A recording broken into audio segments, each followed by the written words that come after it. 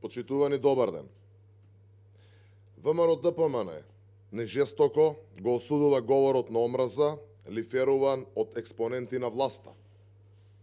Нивото на жестина на ваквиот говор на омраза, ксенофобија и ширење на антисемитизам е големо затоа што позади него се крие власта, СДСМ и Зоран Заев. СДСМ води политика на поделби и политика на недемократски вредности. Токму затоа економист ја прогласи Република Македонија за хибриден, што е на чекор до авторитарен режим. Власта, како своји меленичиња, ги третира сите оние кои сеат омраза врз политичките противници и тие луѓе се заштитени бели мечки, било тоа да е Тричковски или некој друг. Политиката на поделби на Заев не носи во амбис. Станавме земја со хибриден режим и за жал Заев од држава која почива врз антифашистичките вредности и која е градена врз таа идеологија, не претвора во неславен пример од систем кој поддржува антисемитизам и говор на омраза кој не смее да се толерира. Ваквите галеничиња на СДСМ кои тоа го прават, кои го фалат Заев и целата власт во секоја прилика, со години се толерирани од институциите. Јавното обвинителство со години молчи и не превзема ништо. Ги повикуваме обвинителите во јавното обвинителство, оние кои држат до себе, до законот и професијата и не се под шапката на Јовевски и хибридниот режим на Заев, дотворат постапка против ваквите луѓе. Очекуваме институциите да реагираат. Говорот на омраза не смее да биде толериран. До кога во оваа држава, без разлика дали се работи за некој од ВМРО ДПМН или друга партија, ќе биде толериран за говор на омраза? Секојдневно жртви се не само политичките личности, туку и медиуми, новинари, јавни личности, уметници, поединци. Го повикувам и ЗНМ да се огради и да го осуди ваквиот говор на омраза. Почитувани, говорот на омраза не е сила. Тоа е слабост, позади кој стои страв. Се тоа го покажува стравот кој СДСМ го има од предстојниот пораз. Па во паника се закануваат, заплашуваат и шират говор на омраза. Поразот на СДСМ е неминовен и тој доаѓа на 12 април. Ви благодарам. Прашања? Има ли ВМРО ДПМН стратегија што ако собранието не биде распуштено на 12 и ова ве прашувам во однос на законот за јавното обвинителство? Имате ли контакти со правда, работните групи?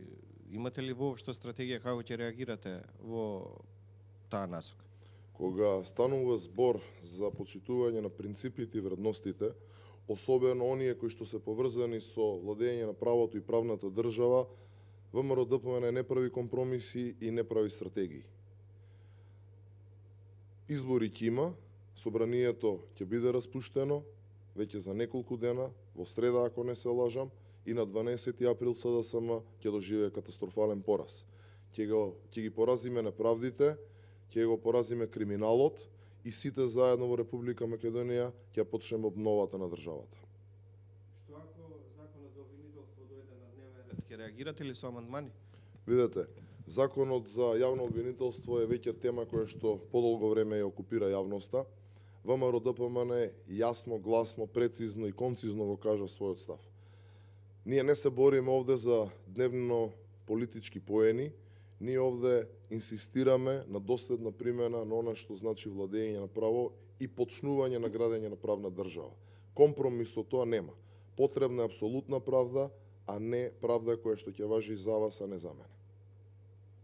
Како ја коментирате изјавата на евроамбасадорот Самуел Жбогар во врска со тоа дека е итно треба да се донесе законот за јавно обвинителство? Сушност, повеќе не можеме да се согласуваме со амбасадорот Жбогар на темава.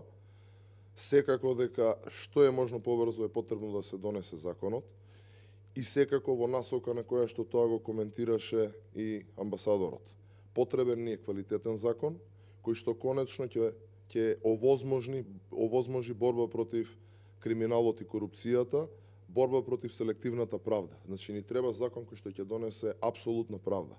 Таков закон можеме да имаме само и исклучиво доколку се прифатат забелешките, односно предлозите на ВМРО-ДПМНЕ. Што е спорно за ВМРО-ДПМНЕ околу решението за избалансирање на изборните единици? Колку што знаеме ние, имате конкретен предлог од ДУИ. Дали имате нешто спорно со овој предлог? Не гледаме ништо спорно во ниту еден сегмент. Колку што знам од информациите кои што ги имам од нашите пратеници, од пратеничката група на ВМРО-ДПМНЕ, е дека во моментов се разгледува, односно веќе е пуштен пред неколку дена во собраниска процедура предлог измените на изборниот законник во насока на имплементирање на забелешките, да кажам повеќе или помалку технички забелешки кои што се дадени од ОПСЕ и ОДИХР. Така да се што е ставено во тој текст и се што е ставено како препорака од овие меѓународни и надлежни институции, секако дека го поддржуваме. За се останато што се надвор од овие теми, станува збор за договор консензуален помеѓу сите големи политички субјекти. Како и секогаш досега кога е носен, односно кога се носени измени на изборниот законник. Изгледа нема волја за консензус токму за ова прашање. Дали е прифатливо за ВМРО да се оди на избори со прекршен изборен законник? Видете, не ве разбирам во однос на прекршен изборен законник. Никој не го прекршува изборниот законник. Тоа што во моментов го имаме изборниот законник или она што ќе помине како измена на изборниот законник, ќе треба да се применува. Се она што нема да биде дел од изборниот законник, нема да се применува. И тоа е почитување на правото и правната држава. Значи не може, ако некој инсистира на нешто и тоа не се изгласа во собрание, да кажеме дека се прекршува законот. Значи закон е она што е пропишано во закон и треба доследно да се применува. Доколку ова или било која друга работа е нешто што ќе се изгласа во парламентот и се усвои како такво и стане дел од законот, односно законска пропишана норма, тогаш дефинитивно дека сите ние треба да го почитуваме. И токму тоа е она за што се бориме и зашто инсистираме на прифаќање на нашите предлози во однос на законот за јавно обвинителство. Не селективна правда, не селективни закони, туку апсолутна правда и апсолутна примена на сите законски норми.